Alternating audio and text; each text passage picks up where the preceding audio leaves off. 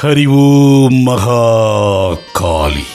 காஞ்சி காமாட்சியம்மன் ஆலய வளாகத்தில் அமைந்திருக்கும் பஞ்சகங்கா திருக்குளத்தில் தலைமுழுகி எழும் கணேச சர்மா டிராவிட்டினுடைய இயற்பெயர் இன்றோடு நீங்கிவிட்டது. இதுகாரம் உடனிருந்த உற்ற உறவினர்கள் பந்த பாசங்கள் யாவற்றையும் இந்த தலைமுழுகுதலோடு விட்டு விலகிவிட்டது. நேற்று வரை உடனிருந்த தாயும் தந்தையும் தமக்கையும் இனி தள்ளி போய்விடுவார்கள்.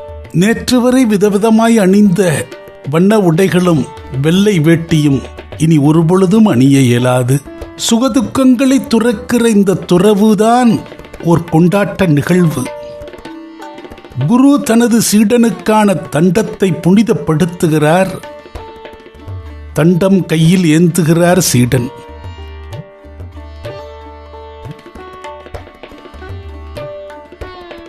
தனது கையினால் ஸ்படிக ருத்ராட்ச மாலையை அணிவித்து ஆசி வழங்குகிறார்.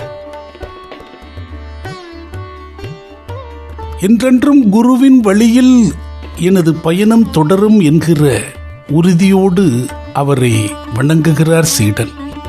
வழிவழியாய் வருகிற குரு சீட பாரம்பரியத்தினுடைய மற்றொரு தொடர்ச்சி இன்றைக்கு நிகழ்ந்திருக்கிறது.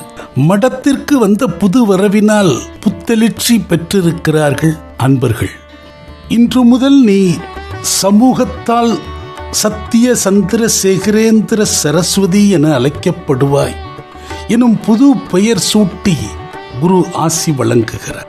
குருவை தேடி சீடர்களும் சீடனை தேடி குருவும் என்கிற இருவேறு பயண வழி தேடல்கள் இறை சம்பந்தத்தில் உண்டு என்றாலும் சீடனை தேடி குரு வருவது ஓர் உயர்ந்த உன்னத நிலை.